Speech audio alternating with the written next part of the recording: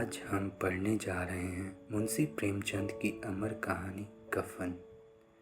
यह कहानी समाज की गहरी विडंबनाओं और मानवीय संवेदनाओं को उजागर करती है। प्रेमचंद का साहित्य भारत की धरोहर है और कफन उनकी सबसे चर्चित कहानियों में से एक है। तो चलिए अब शुरू करते हैं कहानी कफन। झोपड़े के द्वार पर बाप और बेटा दोनों एक बुझे हुए अलाव के सामने चुपचाप बैठे हुए हैं और अंदर बेटे की जवान बीबी बुढ़िया प्रसव वेदना से पछाड़ खा रही थी। रह रहकर उसके मुंह से ऐसी दिल हिला देने वाली आवाज़ निकलती थी कि दोनों कलेजा थाम लेते थे।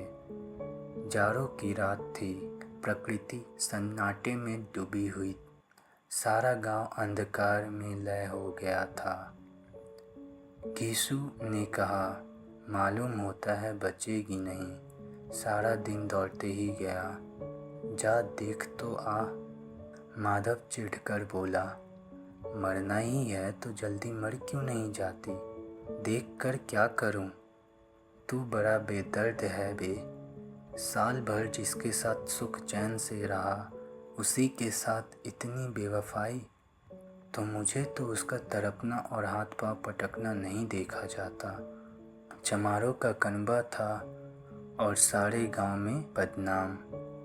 घीसू एक दिन काम करता था तो 3 दिन आराम। माधव इतना कामचोर था कि आधे घंटे काम करता तो घंटे भर चीलम पीता। इसलिए उन्हें कहीं मजदूरी नहीं मिलती थी। घर में मुट्ठी भर भी अनाज मौजूद हो तो उनके लिए काम करने की कसम थी। जब 2-4 फाके हो जाते, घीसू पेड़ पर चढ़कर लकड़ियाँ तोड़ लाता और माधव बाजार में बेच आता। और जब तक भी पैसे रहते, दोनों इधर उधर मारे मारे फिरते। जब फाके की नौबत आ जाती तो फिर लकड़ियाँ तोड़ते और मजदूरी तलाश करते। गांव में काम की कमी ना थी। किसानों का गांव था, मेहनती आदमी के लिए 50 काम थे। मगर इन दोनों को लोग उसी वक्त बुलाते जब 2 आदमियों से एक का काम पाकर भी संतोष कर लेने के सिवा और कोई चारा ना होता। विचित्र जीवन था इनका। घर में मिट्टी के 2-4 बर्तन के सिवा कोई संपत्ति नहीं। फटे चीथड़ों से अपनी नग्नता को ढके हुए जिए जाते थे। संसार की चिंताओं से मुक्त, कर्ज से लदे हुए, गालियाँ भी खाते, मार भी खाते, मगर कोई भी गम नहीं। दिन इतने की वसूली की आशा ना रहने पर भी लोग इन्हें कुछ न कुछ कर्ज दे देते थे। मटर आलू की फसल में दूसरों की खेती में मटर या आलू उखाड़ लाते और भून भान कर खा लेते, या 10-5 ऊख उखाड़ लाते और रात को चूसते। घीसू ने आकाशवृत्ति से 60 साल की उम्र काट ली थी और माधव भी सपूत बेटे की तरह बाप ही के पद चिन्हों पर चल रहा था। बल्कि उसका नाम और भी उजागर कर रहा था। इस वक्त भी दोनों अलाव के सामने बैठकर आलू भून रहे थे, जो कि किसी के खेत से खोद लाए थे। घीसू की स्त्री का तो बहुत दिन हुए देहांत हो गया था। माधव का विवाह पिछले साल हुआ था। जब से यह औरत आई थी, उसने इस खानदान में व्यवस्था की नींव डाली थी। पिसाई करके या घास छिलके वे सरे भर आटे का इंतजाम कर लेती थी और इन दोनों बेगैरतों का डोसज भरती रहती थी। जब से वे आई, ये दोनों और भी आलसी और आराम तलब हो गए थे। कोई कार्य करने को बुलाता तो निर्व्याज भाव से दुगनी मजदूरी मांगते। वहीं औरत आज प्रसव वेदना से मर रही थी और यह दोनों शायद इसी इंतज़ार में थे कि वे मर जाए तो आराम से सोएं। घीसू ने आलू निकालकर छीलते हुए कहा, जाकर देख तो क्या दशा है उसकी। चुड़ैल का फिसाद होगा और क्या। यहाँ तो ओझा भी 1 रुपया मांगता है। माधव को यह भय था कि वह कोठरी में गया तो घीसू आलूओं का बड़ा भाग साफ कर देगा।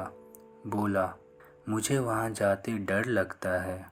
डर किस बात का है, मैं तो यहाँ हूँ ही, तो तुम ही जाकर देखो ना। मेरी औरत जब मरी थी तो मैं 3 दिन तक उसके पास से हिला नहीं था, और मुझसे लजाएगी कि नहीं। जिसका कभी मुंह ना देखा, आज उसका उभरा हुआ बदन देखूं। उसे तन की सुध भी तो ना होगी, मुझे देख लेगी तो खुलकर हाथ पांव भी ना पटक सकेगी। मैं सोचता हूँ कोई बाल बच्चा हो गया तो क्या होगा। साढ़े कुंड तोल कुछ भी तो नहीं घर में, सब कुछ आ जाएगा भगवान देगा तो। जो लोग अभी 1 पैसा नहीं दे रहे हैं, वहीं कल बुला कर देंगे। मेरे 9 लड़के हुए, घर में कभी कुछ न था, मगर भगवान ने किसी तरह बेड़ा पार ही लगाया। जिस समाज में रात दिन मेहनत करने वालों की हालत उनकी हालत से बहुत कुछ अच्छी नहीं न थी, और किसानों के मुकाबले में वे लोग जो किसानों की दुर्बलताओं से लाभ उठाना जानते थे, कहीं ज़्यादा संपन्न थे, वहाँ इस तरह मनोवृत्ति का पैदा हो जाना कोई अचरज की बात न थी। हम तो कहेंगे घिसू किसानों से कहीं ज़्यादा विचारवान था, जो किसानों के विचार शून्य समूह में शामिल होने के बदले बैठकबाजों की कुत्सित मंडली में जा मिला था। हाँ, उसमें यह शक्ति न थी कि बैठकबाजों के नियम और नीति का पालन करता। इसलिए जहाँ उसकी मंडली के और गांव में सरगना और मुखिया बने गए थे, उस पर सारा गांव उंगली उठाता था। फिर भी उसे यह तकसीम तो है कि अगर वह फटेहाल है तो कम से कम उसे किसानों की सीजी तोड़ मेहनत तो नहीं करनी पड़ती। उसकी सरलता और निरता से दूसरे लोग बेजा फ़ायदा तो नहीं उठाते। दोनों आलू निकाल कर जलते जलते खाने लगे। कल से कुछ नहीं खाया, इतना सब्र न था कि उन्हें ठंडा हो जाने दे। कई बार दोनों की ज़बान जल गई। छीले जाने पर आलू का बाहरी हिस्सा तो बहुत ज़्यादा गर्म ना मालूम होता, लेकिन दांतों के तले पड़ते ही अंदर का हिस्सा ज़बान, हलक और तालू को जला देता था। और उस अंगारे को मुंह में रखने से ज़्यादा खैरियत इसी में थी कि वह अंदर पहुंच जाए। वहाँ उसे ठंडा करने के लिए काफ़ी सामान थे, इसलिए दोनों जल्द जल्द निकल जाते। हालांकि इस कोशिश में उनकी आंखों से आंसू निकल आते। घिसू को उस वक्त ठाकुर का बारात याद आई, जिसमें 20 साल पहले वो गया था। उस दावत में उसे जो तृप्ति मिली थी, वो उसके जीवन की एक याद रखने लायक बात थी, और आज भी उसकी याद ताज़ा थी। बोला, वो भोज नहीं भूलता। तब से फिर उस तरह का खाना और भरपेट नहीं मिला। लड़की वालों ने सबको भरपेट पूड़ियाँ खिलाई थी। सबको छोटे बड़े सब ने पूड़ियाँ खाई, और असली घी की चटनी, रायता, 3 तरह के सूखे साग, एक रसेदार तरकारी, दही, मिठाई। अब क्या बताऊं कि इस भोज में क्या स्वाद मिला। कोई रोक टोक नहीं था, जो चीज़ मांगो और जितना चाहो खाओ। लोगों ने ऐसा खाया, किसी से पानी ना पिया गया। मगर परोसने वाले हैं कि पत्तल में गरम गरम गोल गोल सुवासित कचौड़ियाँ डाल देते हैं। मना करते हैं कि नहीं चाहिए, पत्तल पर हाथ रोके हुए हैं, मगर वे हैं कि दिए जाते हैं। और जब कुछ मुंह धो लिया तो पान इलायची भी मिली, मगर मुझे पान लेने की कहाँ सुध थी। खरा ना हुआ जाता था। झटपट जाकर अपने कंबल पर लेट गया। ऐसा दिल दरियाव था वो ठाकुर। माधव ने इन पदार्थों का मन ही मन मजा लेते हुए कहा, अब हमें कोई ऐसा भोज नहीं मिलता, अब कोई क्या खिलाएगा। वो जमाना दूसरा था, अब तो सबको किफ़ायत सूझती है। शादी ब्याह में मत खर्च करो, क्रियाक्रम में मत खर्च करो। पूछो, गरीबों का माल बटोर बटोर कर क्या रखोगे। बटोरने में कमी नहीं है, हाँ खर्च में किफ़ायत सोचती है। तुमने 20 एक पूड़ियाँ खाई होंगी, 20 एक से ज़्यादा खाई थी। मैं 50 खा जाता, 50 से कम मैंने भी ना खाई होगी। अच्छा पट्टा था। तू तो मेरा आधा भी नहीं है।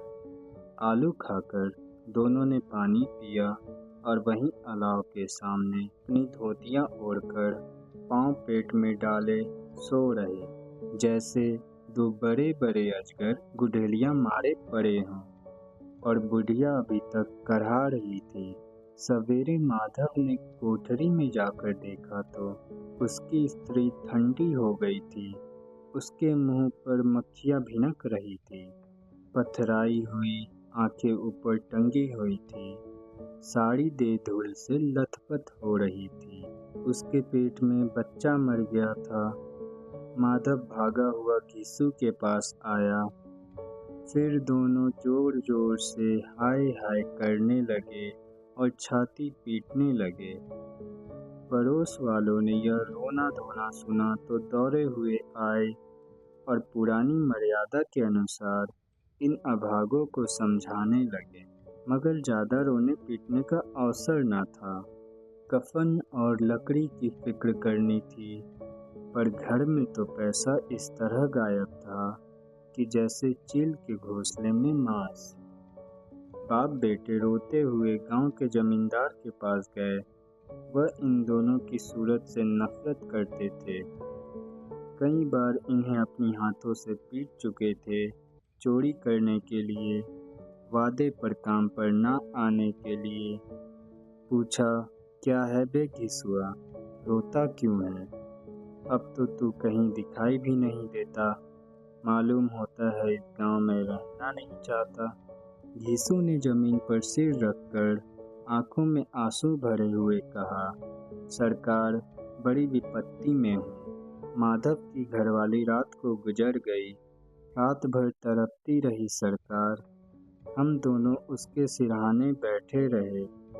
दवा दारू को जो कुछ हो सका सब कुछ किया। मुद्दा वो हमें दगा दे गई। अब कोई एक रोटी देने वाला भी ना रहा। मालिक तबाह हो गए। घर उजड़ गया। आपका गुलाम हूँ। अब आपके सिवा कौन उसकी मिट्टी उठेगी? आपके सिवा किसके द्वार पर जाऊं? जमींदार साहब दयालु थे, मगर घिसू पर दया करना काले कंबल पर रंग चढ़ाना था। जी में तो आया कि कह दे, चल दूर हो यहाँ से। यूं तो बुलाने से भी नहीं आता। आज जब गरज पड़ी तो आकर खुशामद कर रहा है। हरामखोर कहीं का, बदमाश। लेकिन यह क्रोध या दंड का अवसर न था। जी में कुड़ते हुए 2 रुपए निकालकर फेंक दिए, मगर सांत्वना का एक शब्द भी मुंह से ना निकाला। उसकी तरफ ताका भी नहीं, जैसे सिर का बोझ उतारा हो। जब जमींदार साहब ने 2 रुपए दिए तो गांव के बनिए महाजनों को इनकार का साहस कैसे होता। घिसू जमींदार के नाम का ढिंढोरा भी पीटना खूब जानता था। किसी ने 2 आने दिए, किसी ने 4 आने। 1 घंटे में घिसू के पास 5 रुपए की अच्छी रकम जमा हो गई। कहीं से अनाज मिल गया, कहीं से लकड़ी। और दोपहर को घिसू और माधव बाजार से कफन लाने चले। इधर लोग बांस काटने लगे। गांव की नरम दिल स्त्रियां आ आकर लाश को देखती और उसकी बेकसी पर 2 बूंद आंसू गिराकर चल जाती थी। कैसा बुरा रिवाज है कि जिसे जीते जी तन ढांकने को चीथड़ा भी ना मिले, उसे मरने पर कफन चाहिए। कफन लाश के साथ जल ही तो जाता है, और क्या रह जाता है। यही 5 रुपए पहले मिलते तो कुछ दवा दारू कर लेते। दोनों एक दूसरे के मन की बात ताड़ रहे थे। बाजार में इधर उधर घूमते रहे। कभी इस बाजार की दुकान पर गए तो कभी उसकी दुकान पर। तरह तरह के कपड़े, रेशमी और सूती देखे, मगर कुछ जचा नहीं।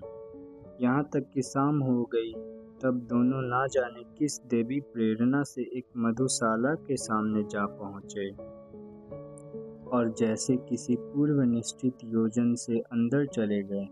वहाँ जरा देर तक दोनों असमंजस में खड़े रहे। फिर घिसू ने बार के सामने जाकर कहा, साहू जी, एक बोतल हमें भी देना। इसके बाद कुछ चिखोना आया, तली हुई मछलियाँ आईं और दोनों बरामदे में बैठकर शांतिपूर्वक पीने लगे। कई गुजिया ताबड़तोड़ पीने के बाद दोनों सुरूर में आ गए। घीसू बोला, कफन लगाने से क्या मिलता है?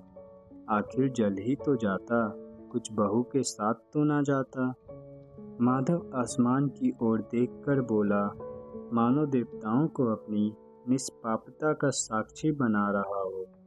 दुनिया का दस्तूर है, नहीं लोग ब्राह्मणों को हजारों रुपए क्यों दे देते हैं? कौन देखता है प्रलोक में मिलता है या नहीं? बड़े आदमियों के पास धन है, चाहे फूके, हमारे पास फूकने को क्या है? लेकिन लोगों को जवाब क्या दोगे? लोग पूछेंगे नहीं कफन कहाँ है? यीशु हंसा, अब भी कह देंगे कि रुपए कमर से खिसक गए, बहुत ढूंढा मिले नहीं। लोगों को विश्वास तो ना आएगा, लेकिन फिर भी वहीं रुपए देंगे। माधव भी हंसा, इस अनपेक्षित सौभाग्य पर बोला, बड़ी अच्छी थी बेचारी, मरी तो भी खूब खिला पिलाकर, अभी बोतल से ज़्यादा उड़ गई। घीसू ने 2 सेर पूड़ियाँ मंगाई, चटनी, अचार, कलेजियाँ। शराब खाने के सामने ही दुकान था। माधव लपक कर 2 पत्तलों में सारा सामान ले आया। पूरा 1.5 रुपया और खर्च हो गया।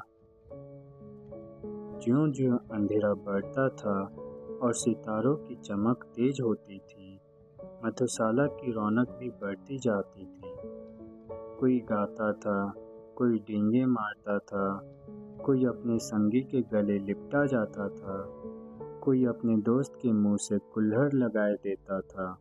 वहाँ के वातावरण में सुरूर था, हवा में नशा। कितने तो यहाँ आकर एक चुल्लू में मस्त हो जाते।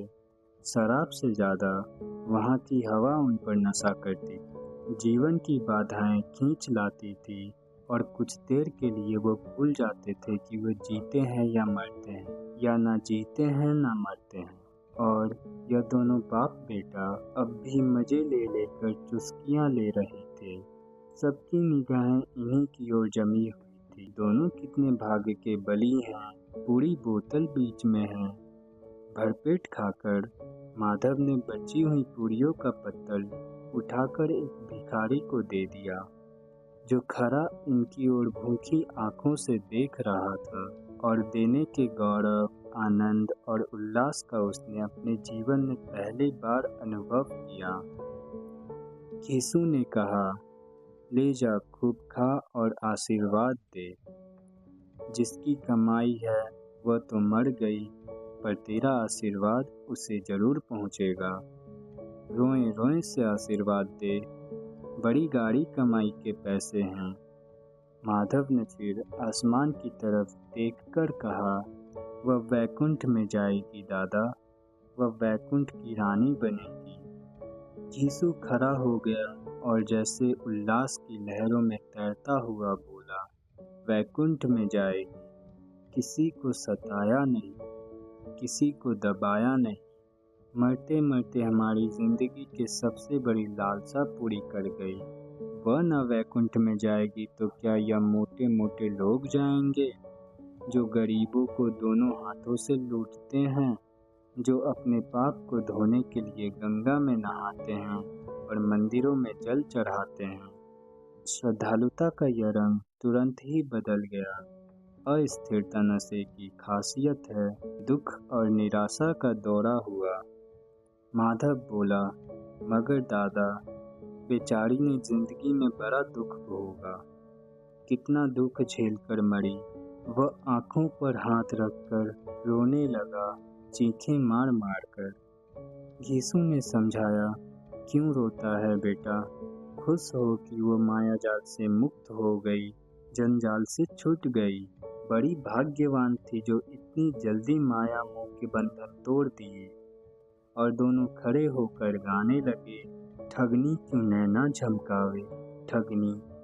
पियक्करों की आंखें इनकी ओर लगी हुई थी और यह दोनों अपने दिल में मस्त गाते जाते थे। फिर दोनों नाचने लगे, उछले भी, कूदे भी, गिरे भी और मटके भी, भाव भी बनाए, अभिनय भी किए और आखिर नशे से बदमस्त होकर वहीं गिर पड़े।